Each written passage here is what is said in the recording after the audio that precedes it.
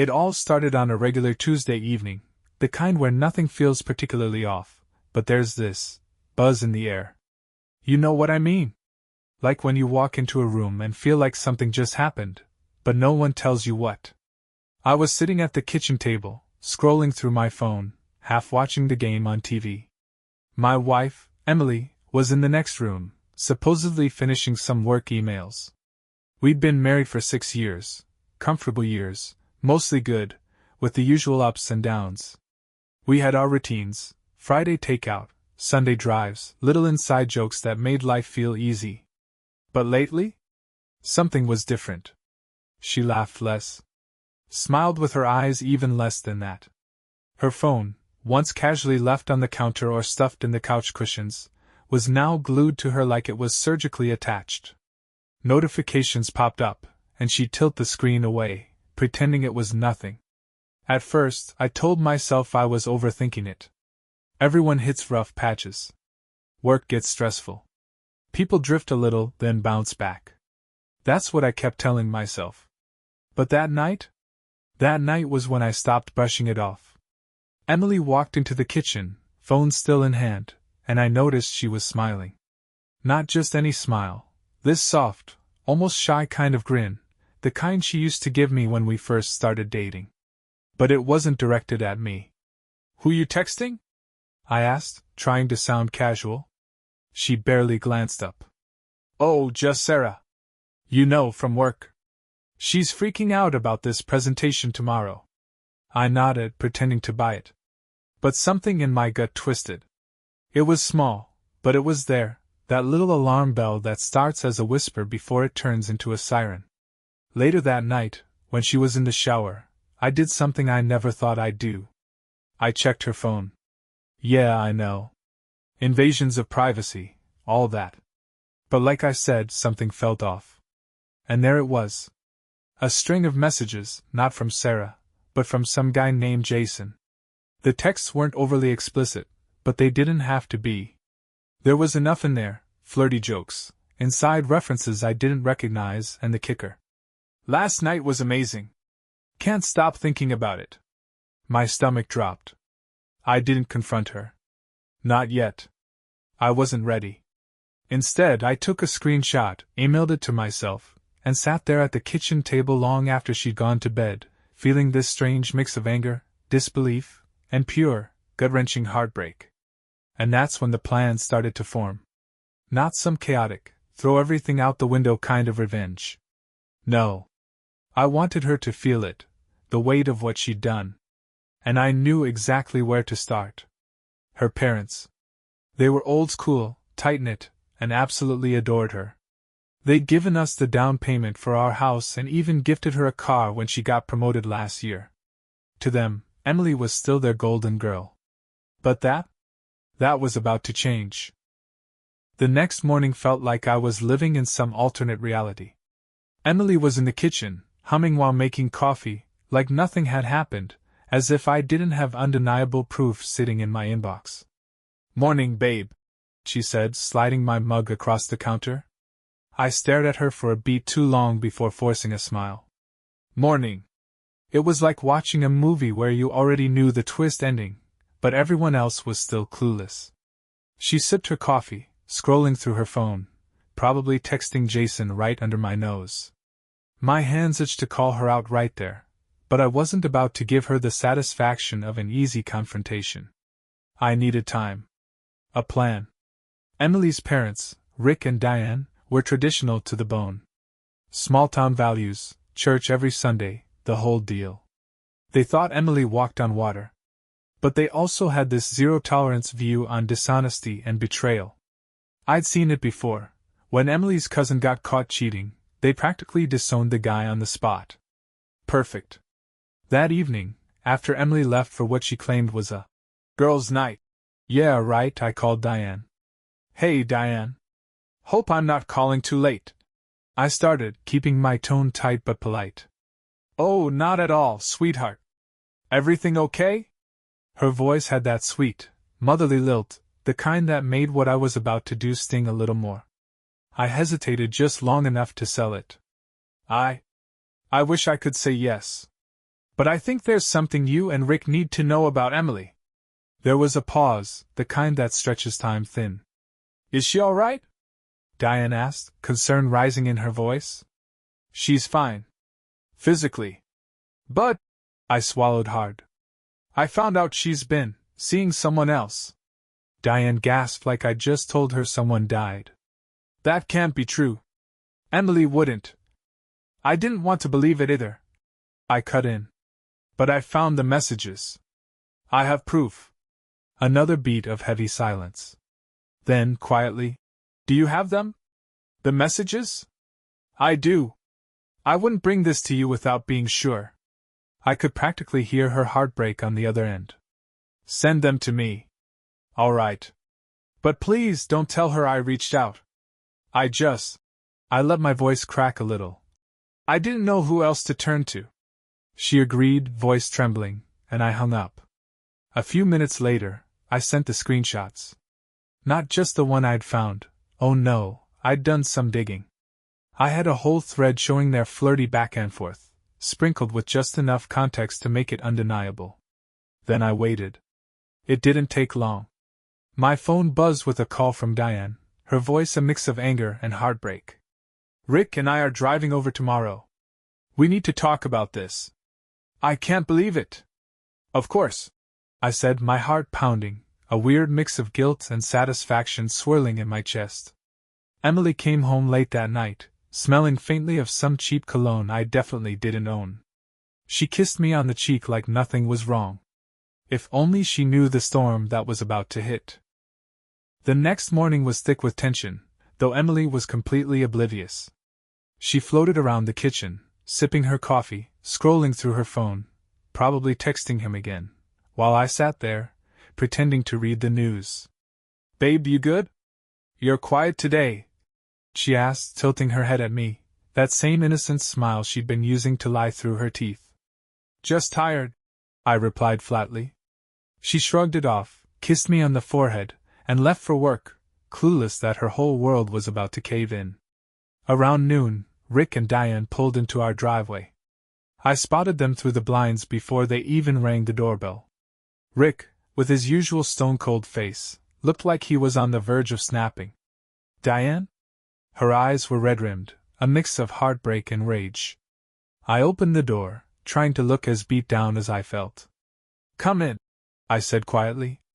Rick brushed past me without a word, heading straight for the living room. Diane followed, dabbing her eyes with a tissue. I just can't believe this, Diane whispered, voice trembling. I didn't want this, Diane. I swear. I was hoping there was some kind of misunderstanding, but I let my voice trail off. Rick finally spoke, low and gruff. You've been good to her, son. Too damn good for this to happen. Hearing that hit harder than I expected. I thought we were solid, I muttered. But she's been sneaking around for who knows how long. Rick's jaw tightened, the veins in his temple bulging. We didn't raise her for this kind of behavior. Diane wiped her face again. The car, we gave her that car because we trusted her. And now she's using it to drive off to him? Her voice cracked, the betrayal hitting deep. I hesitated before suggesting what I knew they were already thinking. Maybe you take the car back. She needs to feel the weight of this. Rick didn't even blink. Damn right we will. We didn't have to wait long. Emily came home a few hours later, swinging through the front door like it was just another ordinary day, until she saw her parents sitting on the couch, the heavy air pressing down on the room. Mom? Dad? What are you? Her voice faltered when she noticed Diane's tear-streaked face. Then Rick stood up. Sit down, Emily. I'll never forget the way her face changed. Confusion, then panic, then that gut-sinking realization. What's going on? She stammered. I think you know. I cut in, unable to hold it back any longer. She opened her mouth, maybe to lie, maybe to spin some excuse, but Diane slammed her hand on the coffee table. We know about Jason, Emily. The color drained from her face. It's not what you think. Cut the crap, Rick barked. We saw the messages. She turned to me, eyes wide, lips trembling. You told them? Damn right I did. For a moment it looked like she might cry. But then something shifted, defensiveness kicked in. You had no right. Oh, I had every right. I shot back. You think you could just play house here while sneaking off to some other guy and not expect consequences? Rick wasn't done. You used our car for this? After everything we've done for you? Dad, please. No. We're taking it back. Pack your things, Emily. You're not staying here tonight. That was the nail in the coffin. Diane was openly crying now, Rick's face hard as stone. Emily? She just stood there, frozen, tears finally welling up, but it was too late. Go, I said, my voice cold. You made your choice. She tried one last plea. But where am I supposed to go? Diane didn't even look at her. That's your problem now. And with that, Rick tossed the car keys in his pocket, grabbed Emily's overnight bag, and walked out the door. Diane followed, wiping her face, without another word. Emily stood there, stunned, as the sound of the car starting echoed through the driveway. I didn't feel triumphant. Not really. But there was a sharp, cold satisfaction in knowing she was finally facing the consequences. Emily just stood there, staring at the front door long after her parents had driven off with the car. Her breathing was shaky, her hands trembling slightly as if her whole world had just been yanked out from under her, which, to be fair, it had. I sat down on the armrest of the couch, arms crossed, watching her try to figure out what to do next. For a split second, I almost felt bad. Almost. She finally turned to me, her face a mess of tears, smeared mascara, and raw panic. You didn't have to do that, she choked out. I raised an eyebrow. Didn't I? Emily opened her mouth like she wanted to argue, but then her shoulders sagged. Defeat. Pure and simple. I messed up, okay? She whispered. Messed up? I snorted. That's how you see this? Like you left the stove on or something? She dropped onto the couch, her head in her hands. You don't understand. I narrowed my eyes. Oh, I think I do. But then she said something I didn't see coming. It wasn't supposed to go this far. Jason, he's not just some random guy. I stiffened. What's that supposed to mean? She hesitated, then blurted it out. He's my ex. I blinked. What? From before I met you. She rushed on. We reconnected a few months ago. It was stupid. It started with just talking. I didn't mean for it to turn into you sneaking around behind my back? Sure, Emily. Totally innocent. I snapped. But she wasn't done. Her voice dropped low, barely above a whisper. It's worse than that. The air in the room thickened. He's been blackmailing me. I actually laughed, a sharp, bitter sound. Oh, come on. Now you're just making crap up. I'm not. Her eyes were wide now, desperate. He knew things. About me. From before we got married.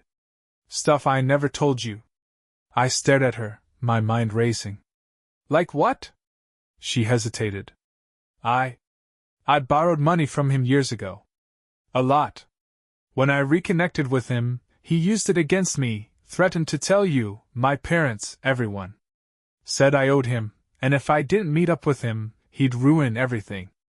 I didn't know what to say. This was not the explanation I was expecting. You could have told me. I muttered. I was scared. She wiped her eyes. I thought I could fix it without anyone finding out. The irony was brutal. Where is he now?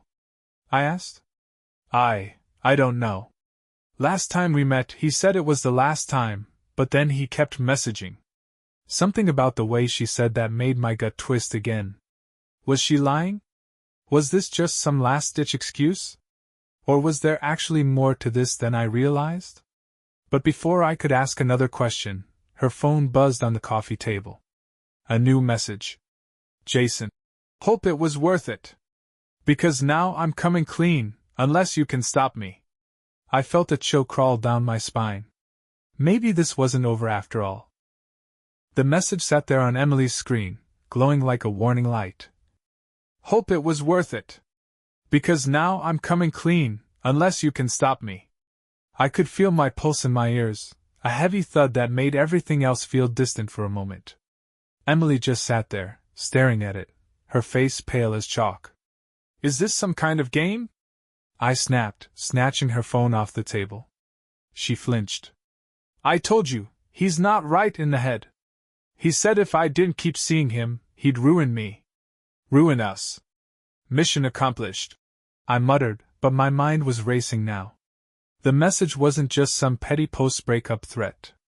It sounded dangerous. Is he serious? About coming clean? I asked. Emily's voice was barely a whisper. He's got pictures. Of me. From the times we met up. I didn't know he was taking them at first. But then he sent me one, just to prove he could blow it all up whenever he wanted. I rubbed my hands over my face, trying to process it. This wasn't just a messy affair anymore, this was blackmail. Why didn't you tell me this before? I barked. Because I thought I could make it stop without dragging everyone into it. She snapped back, her voice raw. I stood up, pacing the living room now. So what? You were just going to keep playing his game until what? He got bored? Or wrecked everything anyway? I didn't have a plan, okay? I was stupid. Her phone buzzed again. Another message from Jason. You think you can freeze me out? You're out of time, Em. I'm done waiting. I read it twice before shoving the phone at her. Where does he live? What? Where? Does he live? Emily hesitated. I think he's still at that old loft downtown. He used to talk about it back when we dated. Why? Because if this guy's planning to blow up our lives, I'm not just going to sit here and wait for the fallout. Emily grabbed my wrist. You can't just go after him. He's unpredictable. You don't know what he's capable of. Neither do you. I shot back, yanking my arm free. My head was spinning, but one thing was crystal clear. This was no longer about just Emily's betrayal. This Jason guy? He was making this personal. And I wasn't about to let him win. Stay here, I ordered. I'm going to handle this. Emily's face twisted with panic. Please don't make this worse. But I was already halfway out the door. The drive downtown was a blur, just headlights, stoplights, and this boiling anger I couldn't shake. I didn't have a plan, not really, but the thought of Jason sitting there smug, pulling strings behind the scenes? That was enough to light a fire under me.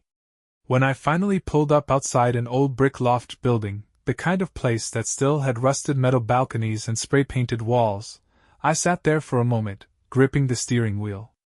Then I spotted him. Jason. He was leaning against his car, phone in hand, scrolling like he didn't have a care in the world. I got out, slamming the door hard enough to echo down the block. He looked up. Smiled.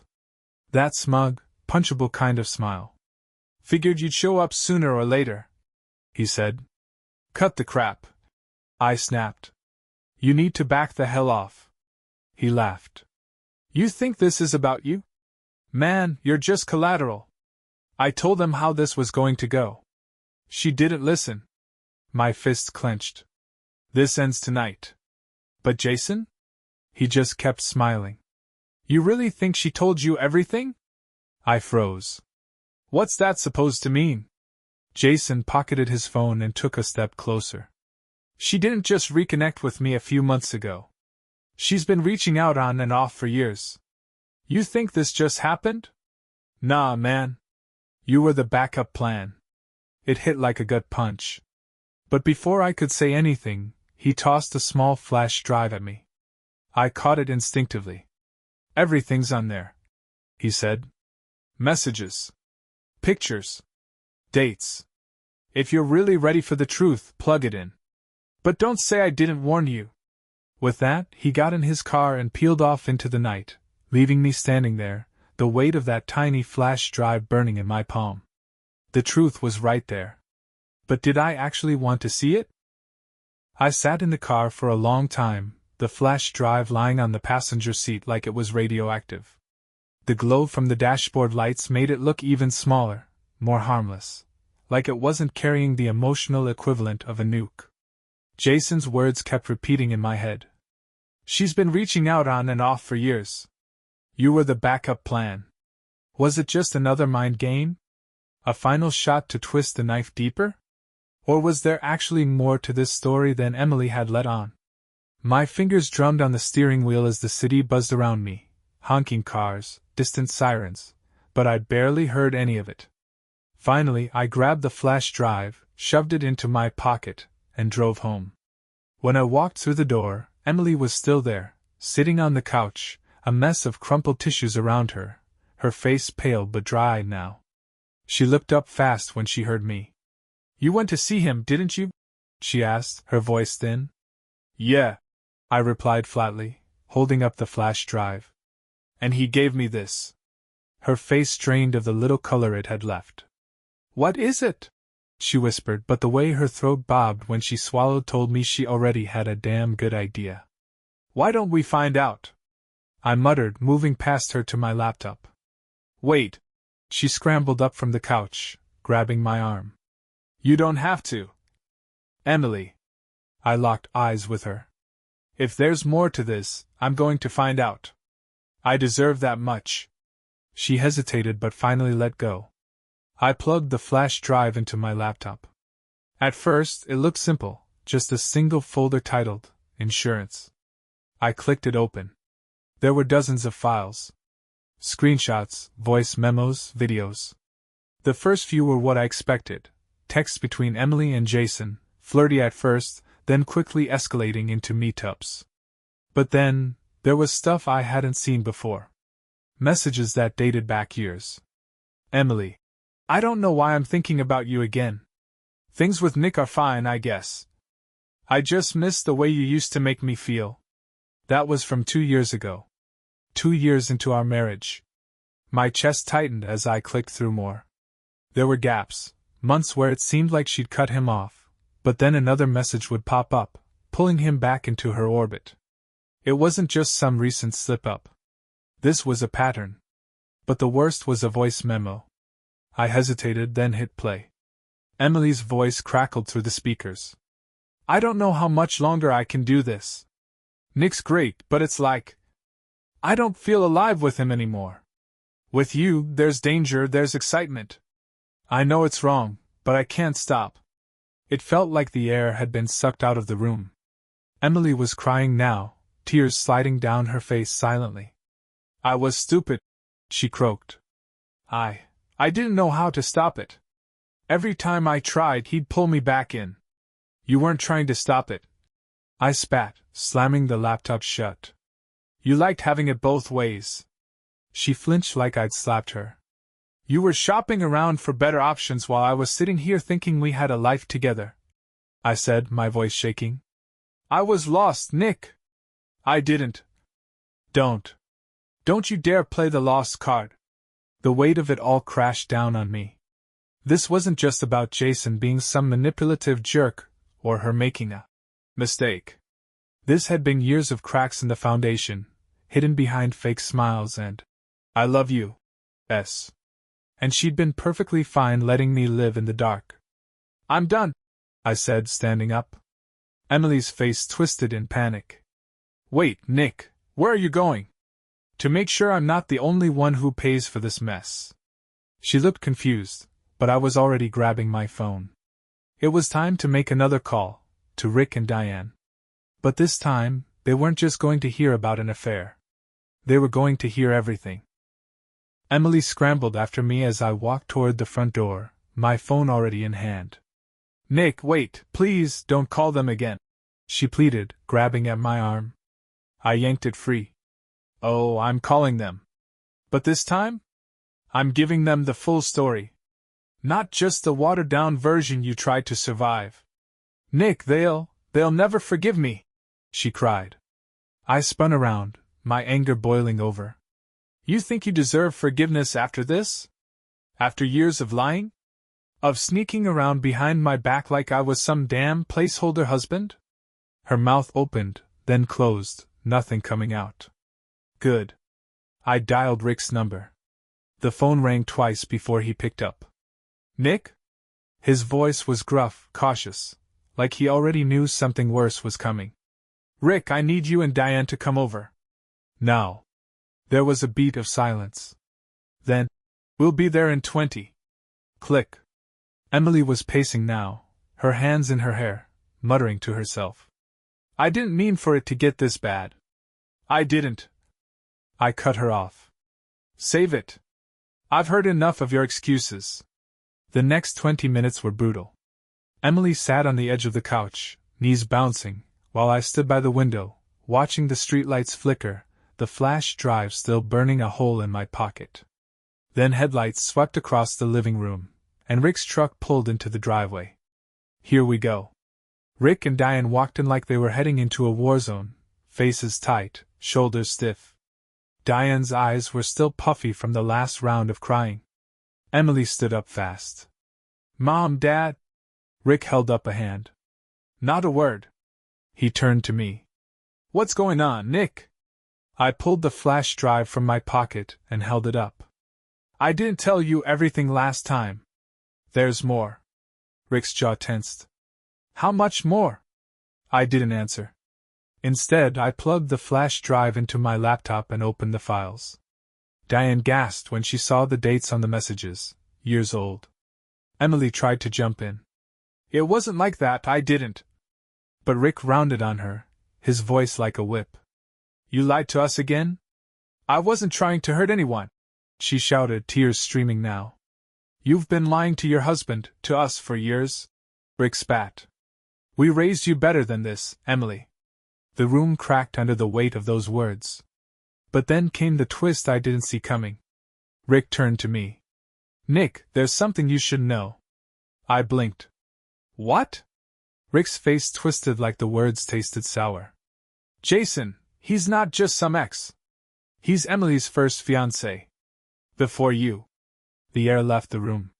What the hell are you talking about? I demanded. Rick sighed, deep and heavy. They were engaged years before you met her. It ended ugly. We thought she cut him out for good, but... He shot Emily a burning glare. Clearly, she kept that door open. I staggered back a step, like I'd been punched in the gut. You were engaged to him? I hissed at Emily. She buried her face in her hands. It was before you. We broke it off for a reason, but he always had a hold on me. I thought I was over it, but when he came back into my life, You what? Fell right back into his arms? She didn't answer. She didn't have to. Diane was sobbing now, but Rick? He looked ready to snap. You're out, Emily. He growled. You're damn lucky I didn't find this out sooner. He turned to me. Nick, you're a good man. Better than she deserved. He didn't even look at Emily as he spoke. Dad, please. Emily tried, but Rick wasn't hearing it. You're no daughter of mine right now. And just like that, Rick stormed out, Diane following in tears. Emily crumpled onto the floor, gasping through ugly, raw sobs. But I didn't move. I just stood there, looking at the woman I thought I knew, and seeing a complete stranger. And the worst part? Even after everything, there was still a part of me that hurt more than it hated. But that part was fading fast. Emily sat on the floor, her shoulders shaking with deep, broken sobs. Her whole world had caved in around her, and honestly, I should have felt victorious. I should have felt that satisfying rush you get when karma finally does its damn job. But instead, all I felt was empty. I stood there for a moment, the silence stretching out between us, heavy and cold. Then I finally spoke. You lied to everyone, Emily. For years. You let me stand there, thinking I was the only one, while you were still tangled up in your past. She didn't even try to argue anymore. Her voice cracked when she spoke. I didn't know how to stop. He always had this control over me. I thought I was strong enough to keep it innocent, but... Innocent? I laughed bitterly. You cheated. You lied. And you dragged me, your parents, hell, our whole life, Through the mud because you couldn't let go of some toxic ex. She winced at that, but I didn't care. I told them everything, Emily. No more secrets. No more lies. And now? I grabbed the keys off the counter. Now you're going to deal with the fallout. Alone. She scrambled to her feet, her face streaked with tears and mascara. Nick, please. Don't leave me like this. I know I messed up, but… You didn't mess up. I snapped. You chose this. Over and over. You had chances to stop, to come clean, but you didn't. So now? You get to live with it. I turned toward the door, but she grabbed my arm again, this time with desperation in her grip. There's something else, she blurted out. I froze. Of course there was. I turned back slowly, my heart sinking. What now, Emily? She hesitated, chewing on her bottom lip before the words tumbled out. I think I might be pregnant. The words hit me like a brick wall. Everything stopped. I blinked at her, waiting for the follow-up. Just kidding, or I'm not sure, but it didn't come. Pregnant? I repeated, my voice hollow. She nodded miserably. I haven't taken a test yet, but I'm late. And I don't know whose it is. I staggered back like she'd punched me. Are you kidding me right now? After everything, this is what you drop on me? I didn't want it to happen like this, she wailed. Didn't want, Emily, there wasn't going to be a good version of this. I felt sick. Like my insides were twisting into knots. If she was telling the truth, there was a chance that the man who had been blackmailing her, using her, might be the father. Unbelievable, I muttered, running my hands over my face. She reached for me again, but this time I backed away. Nick, please. I can't do this alone. You should have thought about that before you slept with your ex-fiancé. I spat. She broke down again, full-on sobbing now, but I was past the point of sympathy. Figure it out, Emily. You've been good at making messes, now clean this one up. And with that I walked out the door. I didn't know where I was driving. I didn't care. I just needed distance, miles of it, between me and that house, between me and the woman I clearly never really knew. But one thought kept clawing its way back into my mind. What if she really is pregnant? And worse, what if it's not mine? The tires screeched as I pulled into an empty parking lot, the car jerking to a stop. My hands were trembling, part rage, part panic, as I gripped the steering wheel so hard my knuckles went white. Pregnant. The word kept bouncing around my head like a bullet in a small room. And not knowing if it was mine? That was the nail in the coffin. I sat there, the cold night air leaking through the cracked window, trying to breathe through the chaos in my head. Every memory of the past year, every smile, every late-night talk, every plan for the future, felt like it was unraveling in front of me. And yet, beneath the anger, there was that damn question, what if it is mine? Because if it was, walking away wasn't going to be that simple. My phone buzzed. Emily. Again. I ignored it. But then another call came through, Rick this time. I hesitated, then answered. Nick? Rick's voice was rough, like he'd been drinking or yelling, or maybe both. Yeah. There was a pause. Then, Diane's been crying all night. She keeps saying she failed as a mom. I sighed, rubbing my temple. It's not on you, Rick. Emily made her choices. She tell you everything? I hesitated. Depends what you mean by everything. Rick let out a bitter laugh. I warned her about Jason years ago. Told her he was nothing but trouble. Guess she didn't listen. Nope. Another pause. Then Rick dropped it. She called Diane. Said she might be pregnant. My stomach twisted. Yeah. She told me too. Rick was silent for a beat. You thinking about doing a test? I don't see another choice, I admitted. I'm not about to spend the rest of my life wondering if I'm raising Jason's kid. You shouldn't have to deal with this mess, Rick growled. Welcome to my world. We hung up after that, but Rick's words echoed in my head. I wasn't going to let Emily drag me into another web of lies. I needed the truth, once and for all. The next morning, I went back to the house. I didn't want to, but this wasn't about emotions anymore. It was about facts. Emily was sitting at the kitchen table when I walked in, her face pale and puffy-eyed. She looked like she hadn't slept all night. "You came back," she whispered, hopeful. "Don't get it twisted. I'm here for one thing." I tossed a plastic pharmacy bag on the table. Inside? A pregnancy test. Her face crumbled. "Nick! Do it!" I snapped. "Right now!" She didn't argue. She just grabbed the bag and headed to the bathroom, the door closing with a soft click. I sat there, my heart hammering in my chest, the seconds dragging out into minutes. Then the door opened. Emily stood there, holding the stick in her shaking hands. She didn't have to say anything. I could see the faint pink lines from where I sat. Pregnant. I swallowed hard, a wave of nausea hitting me. But I wasn't done. "We're getting a paternity test next." She flinched. "Nick." "No. I need to know." She nodded, tears slipping down her face. "I'll do it. Whatever you need." Good. Because if there was even a chance this kid wasn't mine, I was burning the last bridge still standing between us. But if it was? That was a whole new level of hell I wasn't ready for. The waiting was the worst part.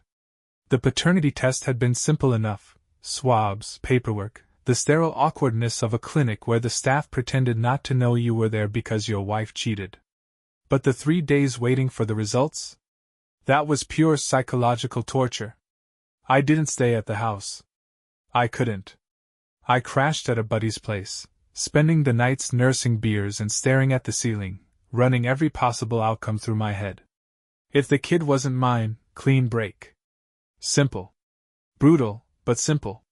But if it was? That was the part one couldn't wrap my head around. How do you walk away from your own kid? But how the hell do you co-parent with the woman who tore your life apart? Emily texted a few times during those 3 days, apologies, updates, even a couple of desperate "I still love you" messages, but I didn't reply. I couldn't. Then, the clinic finally called. I parked outside, heart racing, before I even walked in. It felt like I was about to get sentenced. Didn't know if it was freedom or life behind emotional bars. The nurse at the front desk handed me the envelope like it weighed 100 pounds. "Do you want to open it here?" she asked gently. I shook my head. "No. Thanks." I barely made it back to my car before ripping it open. My eyes zeroed in on the bolded line halfway down the page. "Paternity excluded." I let out a sharp, bitter laugh. Not mine. I felt lighter. In a twisted, messed up way, I actually felt relieved. I sat there, gripping the steering wheel, the reality sinking in. I didn't owe Emily anything anymore. No ties. No shared future. She was someone else's problem now. I texted her 2 words. "It's Jason's." She called me immediately. I let it ring out. Then I texted again. "We're done. For good." I blocked her number right after. Later that night, I dropped by Rick and Diane's house. Figured they deserved to know. Rick opened the door, a beer already in hand. "Well? Not mine," I said simply. His jaw tensed, but then he actually smiled, a cold, grim sort of smile. "Good. You can walk away clean." Diane, sitting at the kitchen table behind him, let out a shaky sigh of relief. "I'm so sorry, Nick. You didn't deserve any of this." "No, I didn't," I agreed. Rick clapped me on the back as I turned to leave. "You ever need anything, you know where we are. Your family, even if she isn't anymore." That one hit deep. I nodded, then walked out into the cool night, feeling a strange mix of emptiness and closure. Emily? She was done. Jason? He could deal with the mess he helped create. Me? I was finally free. And yeah, the scars were going to stick around for a while. But for the first time in a long time, the road ahead looked wide open. And I planned on driving straight through, without looking back.